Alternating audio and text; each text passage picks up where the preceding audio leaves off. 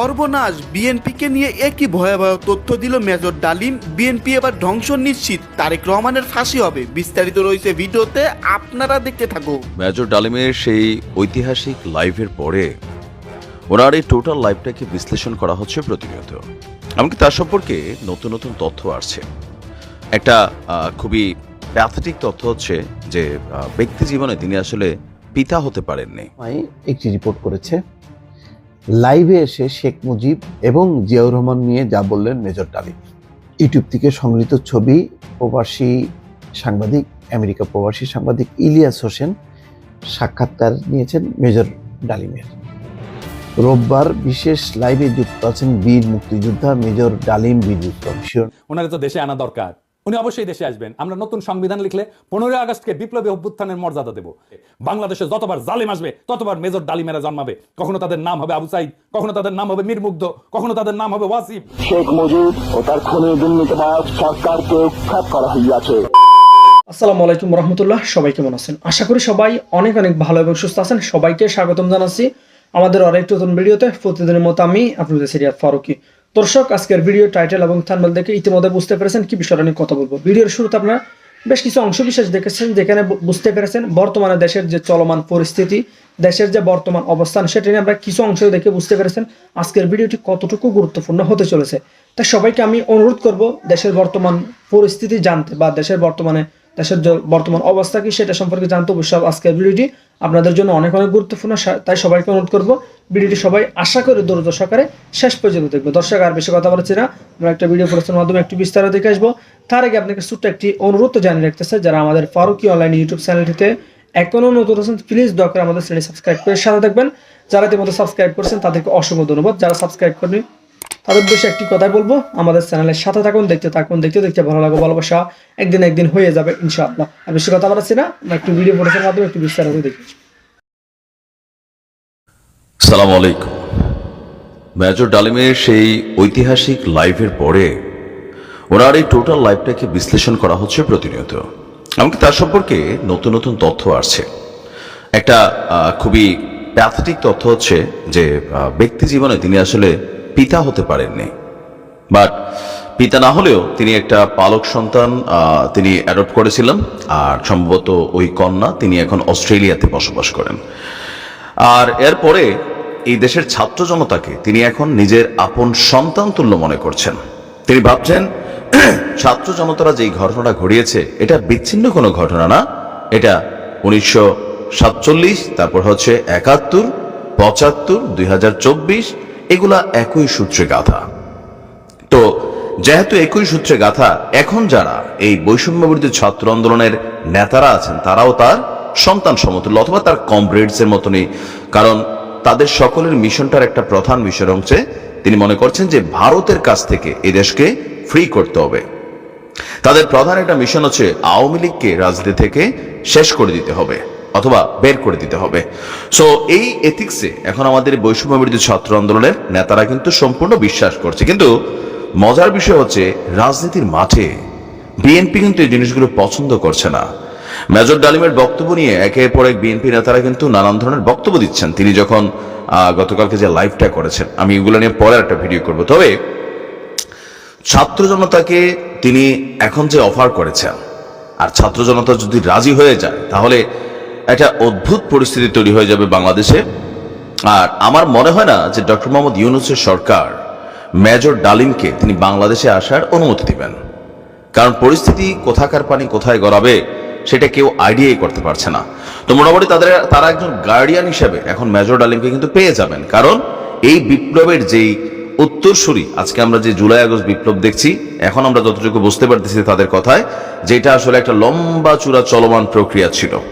তো তিনি ছাত্রদের উদ্দেশ্যে একটা বার্তা দিয়েছেন, ইভেন ছাত্রদেরকে একটা অফার দিয়েছেন। অফারটা হচ্ছে ছাত্র জনতার যে বিপ্লবী কর্মকাণ্ড, এই কর্মকাণ্ডে যদি কোনো রকম অবদান রাখার তিনি সুযোগ পান, তিনি চাচ্ছেন তাদের এই কাজে সম্পৃক্ত হতে। তো তার বক্তব্য যে ছাত্র জনতার বিপ্লবী কর্মকাণ্ডে যদি কোনো রকম অবদান রাখতে পারি, আমাদের নিজস্ব অভিজ্ঞতা যোগাযোগ থাকে, মানে ছাত্রদের সাথে তিনি কমিউনিকেশন করে, তার যে দীর্ঘ জীবনের অভিজ্ঞতা, যেভাবে তিনি বঙ্গবন্ধুকে শেষ করে দিয়েছেন, আরো যেই কর্মকাণ্ড করেছেন, কিভাবে তিনি একটা মেটিকুলাস প্ল্যানে তিনি হাঁটছেন, এটা তো প্রমাণিত।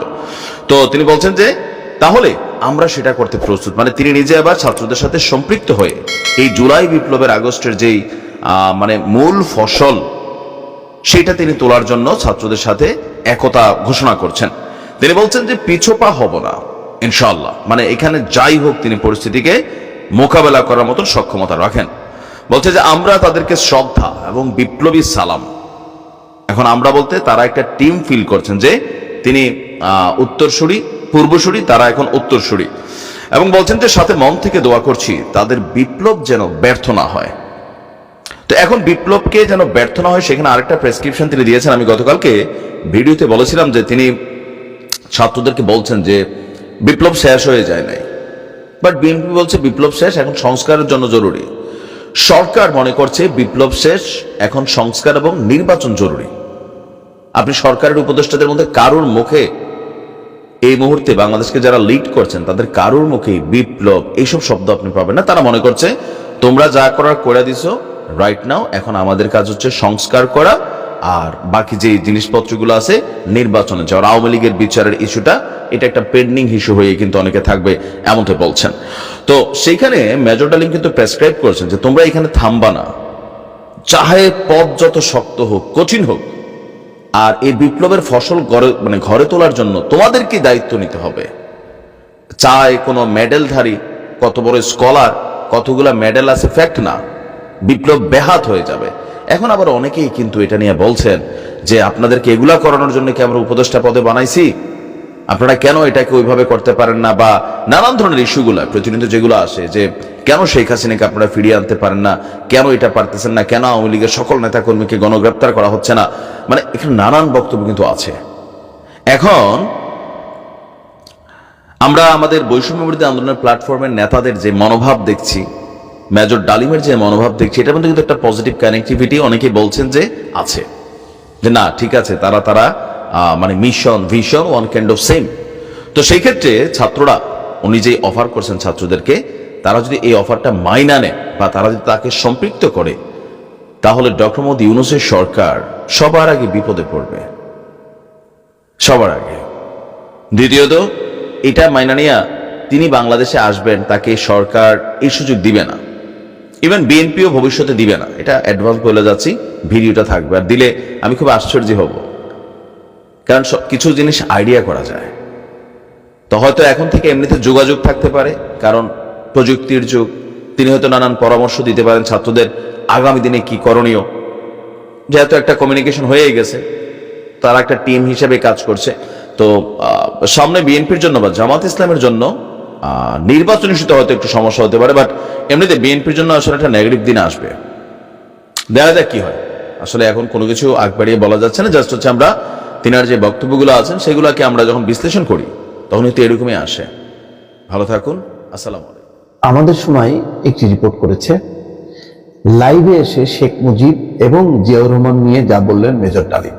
ইউটিউব থেকে সংগৃহীত ছবি, প্রবাসী সাংবাদিক, আমেরিকা প্রবাসী সাংবাদিক ইলিয়াস হোসেন সাক্ষাৎকার নিয়েছেন মেজর ডালিমের।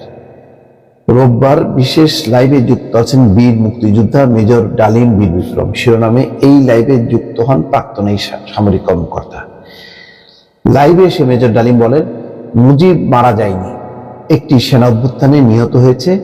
বাকশাল বিদায়ের পরে কোটি কোটি মানুষ রাস্তায় নেমে এসে শুকরিয়া আদায় করেছে। তিনি বলেন, শেখ মুজিব তার জুলুমের মাত্রা এতটাই তীব্র করেছিল, স্বৈরাচারী আচরণের মতো, যে তখন মানুষ রবের কাছে মুক্তি চাচ্ছিল তার জুলুমের অবসানের জন্য। কি অদ্ভুত ব্যাপার দেখেন, ঘটনাক্রম মিলে যাচ্ছে। শেখ হাসিনার শাসন থেকে মুক্তি পাওয়ার জন্য আমরা কত কাকুতি মিনতি করেছি, অপেক্ষা করেছি যে কবে মুক্তি হবে।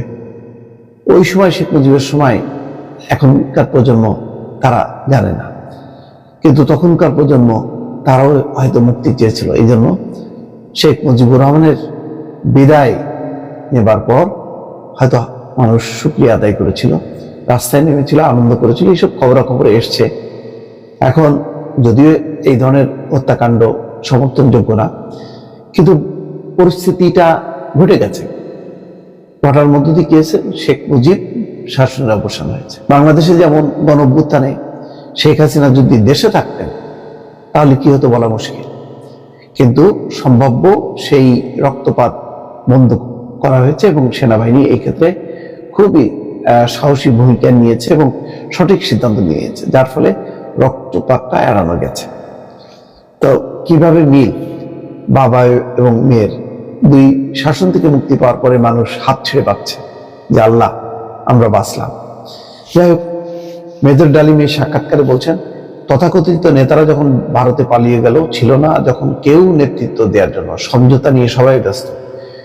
পাকিস্তান বাহিনী যখন বাঙালির উপর হামলে পড়েছিল তখন মেজর জিয়া স্বাধীনতা ঘোষণা আসে। আমি তখন পাকিস্তান আর্মিতে মেজর জিয়ার ঘোষণা শুনে মনে হলো আর বসে থাকার সময় নেই, আমরা তখনই পাকিস্তানের বিরুদ্ধে যুদ্ধে নেমে গেলাম। উল্লেখ্য 1975 সালে 15ই আগস্ট বাংলাদেশের তৎকালীন রাষ্ট্রপতি শেখ মুজিবুর রহমানকে 1975 সালে 15ই আগস্ট বাংলাদেশের তৎকালীন রাষ্ট্রপতি শেখ মুজিবুর রহমানকে সপরিবারে হত্যার সাথে মেজর ডালিম জড়িত ছিলেন। সেই ডালিমের একটি ঐতিহাসিক সাক্ষাৎকার বলা যায়, এর মধ্যে আর কেউ সাক্ষাৎকার নেননি বা নিতে সাহস করেননি। আমেরিকা প্রবাসী সাংবাদিক ইলিয়াস হোসেন এই সাক্ষাৎকারটি নিয়েছেন। নিশ্চয়ই এই সাক্ষাৎকারটা নিয়ে গণমাধ্যমে আলোড়ন হবে, প্রচুর মানুষ দেখবে এবং বোঝার চেষ্টা করবে 75-এর সেই দিনগুলো সম্পর্কে। দর্শক ভালো থাকবেন, আল্লাহ হাফেজ। ওনাকে তো দেশে আনা দরকার, উনি অবশ্যই দেশে আসবেন। আমরা নতুন সংবিধান লিখলে 15ই আগস্টকে বিপ্লবী অভ্যুত্থানের মর্যাদা দেব। বাংলাদেশে যতবার জালেম আসবে ততবার মেজর ডালিমেরা জন্মাবে। কখনো তাদের নাম হবে আবু সাইদ, কখনো তাদের নাম হবে মীর মুগ্ধ, কখনো তাদের নাম হবে ওয়াসিফ। শেখ মুজিব ও তার খুনি দুর্নীতিবাজ সরকারকে উৎখাত করা হইয়াছে। 1975-এর 15ই আগস্ট ইথারে ভাইসে আসা এই বজ্র নির্ঘোষ শুনছিল দেশবাসী। প্রবল প্রতাপশালী শেখ মুজিবের শাসনের অবসান হয়েছে, সারা দেশে কারফিউ জারি হয়েছে। কিন্তু কি অবাক ব্যাপার, কারফিউ ভেঙে দলে দলে উৎফুল্ল জনতা নেমে আসছে রাস্তায়। চারিদিকে মুক্তির আনন্দ, এক বর্বর স্বৈরাচারের পতন হয়েছে। তারপর সন্ধ্যাবেলা খন্দকার মোস্তাকের পাশে কোমরে রিভলভার গুজে যেই অফিসার শপথ নেওয়াতে যাচ্ছেন তিনিই ছিলেন মেজর ডালিম। মেজর ডালিম রাতারাতি হয়ে উঠছিলেন নায়ক, সাহসের প্রতিমূর্তি। তারপরে 75-এর সব বীরকে পাঠানো হলো নির্বাসনে। সে আরাকালা আরেকদিন করবে। এরপর তিনি শুধু নামই ছিলেন ইতিহাসে। উনার সাথে আমার প্রথম যোগাযোগ হয় 2019-এ প্যারিসে আসার পরে। উনার সাথে চ্যাটিং হতো, উনার একটা ফেবু আইডি ছিল ফ্যালকন আইজ নামে। নানা বিষয় আলাপ হইতো, ব্যাপক পড়াশোনায় ভদ্রলোকের। আমার সাথে ফোনে বা ভিডিওতে কখনো কথা হয়নি, তবে আমার ঘনিষ্ঠ সার্কেলের অনেকের সাথেই নিয়মিত কথা হইতো। আমি কথা বলতে চাইছিলাম, উত্তরে বলছিলেন বলবো সময় হইলেই। আমার স্বাধীনতা উত্তর বাংলাদেশ বইটা প্রকাশিত হইলে পড়তে চাইছিলেন, আমি পাঠাইছিলাম সুইডেনে ওনার এক শিষ্যের কাছে। উনি বই পাইয়া বই হাতে ছবি পাঠাইছিলেন, এটা নিশ্চিত করতে যে ওনার কাছে পৌঁছাইছে। আমি আমার সার্কেলে ওনারে বড় ভাই বলে ডাকতাম, জিজ্ঞেস করতাম বড় ভাই কেমন আছেন, কি বলেন। কোন রাজনৈতিক পরিস্থিতিতে জানতে চাইতাম বড় ভাইয়ের রিডিং কি। একটা সময় খেয়াল করলাম উনি ভুলে যাইতেছেন জিনিসপত্র, ডাক্তারি ভাষায় যাকে বলে কগনিটিভ ডিজিজ। তখন থেকে ওনাকে বলতে শুরু করলাম বুড়া। তো জিজ্ঞাইতাম বুড়াটার খবর কি। যাই হোক, উনি নাকি বলছেন যে উনার বয়স 75 বছর, আসলে উনার বয়স 78 বছর। উনার জন্ম 1946 সালে উইকিপিডিয়ার তথ্য অনুসারে। 64 সালে বিমান বাহিনীতে যোগ দেন ঠিক 18 বছর বয়সে। বুড়া বয়সে 3 বছর কমায় বলছে আর কি, আমার অনুমান ভুলে বলছে। এপিসোডের স্ক্রিপ্ট লিখতে লিখতে ওনার ছবিটা খুঁজতেছিলাম, যে ছবিটা দেখাইলাম আমার বই হাতে ছবিটা পাইতেছিলাম না। তো সুইডেনের বাইরে ফোন দিলাম, তো উনিও খুঁজতেছেন। এর মধ্যে বুড়া ফোন দিছে ওই সুইডেনের বাইরে। তো উনি যখন জানলেন যে আমি লাইনে আছি, উনি স্পিকারে দিলেন, আমি শুনতেছি। উনি বলতেছেন আমাদের দুইজনকে স্পিকারে দিলেন। উনি জিজ্ঞেস করলেন পিনাকি কি দেখছে আমার লাইভ? আমি বললাম হ্যাঁ দেখছি বড় ভাই। তো সুইডেনের বড় ভাই ওনারা বলতেছেন আপনি পিনাকির বই হাতে একটা ছবি তুলছিলেন না, আছে ওইটা? আমি শুনতেছি। তো বুড়া বলতেছে পিনাকি বই লিখছে নাকি? কই, আমি তো দেখি নাই। তো রিসেন্ট মেমোরি নাই হয়ে যাইতেছে, আর্লি সাইন অফ আলঝেইমার্স। যাই হোক, বুড়া আমাদের মাঝে আরো অনেকদিন বাইচা থাকেন। ওনার লাইভ এপিসোড করছে ইলিয়াস। এইটাই সম্ভবত বাংলাদেশের মানুষের সর্বোচ্চ দেখা লাইভ। ইউটিউবে একসঙ্গে সর্বাধিক সংখ্যক দর্শকের লাইভ স্ট্রিমের রেকর্ডটা 8 মিলিয়ন। তবে এইটা বাংলা ইউটিউবের সর্বোচ্চ, এটা নিঃসন্দেহ। এবং আমার মনে হয় এই রেকর্ড আর কেউ কখনো ভাঙতে পারবে না। এইবার আসেন এপিসোডের প্রসঙ্গে। বাম, আওয়ামী লীগ আর প্রগতিশীল বিএনপি পুচ্ছে আগুন লাগিয়েছে একই সাথে। যাই হোক, আমি সবগুলা আগুন নিয়ে আজকে কথা বলবো না, কয়েকটা আগুন নিয়ে কথা বলি। প্রথম অভিযোগ কি, মেজর ডালিম নাকি খুনি। আসলে কি মেজর ডালিম খুনি? আসলে না খুঁজে দেখি। বিপ্লবী এবং সৈনিকদের খুনি বলা যায় না, কারণ তাদের কর্মকাণ্ড এবং উদ্দেশ্য সাধারণ অপরাধীর সাথে তুলনা করা যায় না। আদালত যখন প্রাণ নেয় সেটাকে খুন বলা যায়? একজন সৈনিক যখন দেশের শত্রুকে হত্যা করে সেটা কি অপরাধমূলক কাজ? একজন নারী যখন তার ধর্ষককে হত্যা করে ফেলে ধর্ষণের সময়, সেটা কি অপরাধ? না, সেটা না। কেন না? এর কয়েকটা কারণ আছে, বুঝে দেখি। এক নম্বর কারণ নৈতিক পার্থক্য, মোরাল জাস্টিফিকেশন। বিপ্লবীরা সাধারণত বিদ্যমান শাসন ব্যবস্থার অন্যায় বা নিপীড়নের বিরুদ্ধে সংগ্রাম করে। তাদের কর্মকাণ্ড একটা বৃহত্তর সামাজিক এবং রাজনৈতিক পরিবর্তনের উদ্দেশ্যে পরিচালিত হয়, বৃহত্তর স্বার্থে। নৈতিক দৃষ্টিকোণ থেকে এটা ন্যায় যুদ্ধ, জাস্ট ওয়ার, এই ধারণার সাথে সম্পর্কিত। সৈনিকেরাও একটা প্রতিষ্ঠিত রাষ্ট্র বা আদর্শ রক্ষার জন্য কর্তব্য পালন করে। দুই নাম্বার, উদ্দেশ্যের মাহাত্ম্য, এটাকে ইংরেজিতে বলে এন্ডস ভার্সেস মিনস। বিপ্লবী বা সৈনিকদের কর্মকাণ্ডের উদ্দেশ্য ব্যক্তিগত স্বার্থ না, বরং এটা বৃহত্তর সমাজ জাতির জন্য। দার্শনিক ইমানুয়েল কান্ট বা জন স্টুয়ার্ট মিলের মতবাদে উদ্দেশ্যের গুরুত্ব এবং প্রভাব নিয়ে আলোচনা আছে। মিলের উপযোগবাদ বলে একটা তত্ত্ব আছে, এটা অনুযায়ী যদি একটা কর্ম বৃহত্তর জনগণের কল্যাণে হয় তবে সেটা নৈতিকভাবে গ্রহণযোগ্য। তিন নাম্বার, সমাজের দৃষ্টিভঙ্গি বা পারসেপশন বাই সোসাইটি। সমাজ সাধারণত সৈনিকদের রক্ষক এবং বিপ্লবীদের ন্যায়ের প্রতীক হিসাবে দেখে। সময়ের সঙ্গে অনেক বিপ্লবীকে নায়ক হিসেবে স্বীকৃতি দেওয়া হয়। এটার আইনি ব্যাখ্যাও আছে। এক নম্বর হইতেছে যে লেজিটিমেসি অফ অ্যাকশন, মানে রাষ্ট্রীয় বৈধতা। সৈনিকদের কর্মকাণ্ড রাষ্ট্রীয় আদেশের আওতায় ঘটে। আন্তর্জাতিক আইন অনুযায়ী যুদ্ধ বা প্রতিরক্ষায় হত্যা বৈধ, যদি তা যুদ্ধের আইন মেনে চলে। দুই নম্বর হচ্ছে রাজনৈতিক লড়াই বনাম অপরাধ, পলিটিক্যাল স্ট্রাগল ভার্সেস ক্রাইম। বিপ্লবীরা সবসময় বিদ্যমান আইন ভঙ্গ করে। বিপ্লব বা অভ্যুত্থান বিদ্যমান আইনের উপরে, সেই জন্য বিপ্লবীদের কর্মকাণ্ডকে অপরাধ হিসেবে বিবেচনা করা যায় না, কারণ আইন এটা সংজ্ঞায়িত করে বা ডিফাইন করে অপরাধ, আর বিপ্লব এটার উপরে। উপরে থেকে এই অপরাধের ডেফিনেশন তো বিপ্লব গ্রহণ করবে না।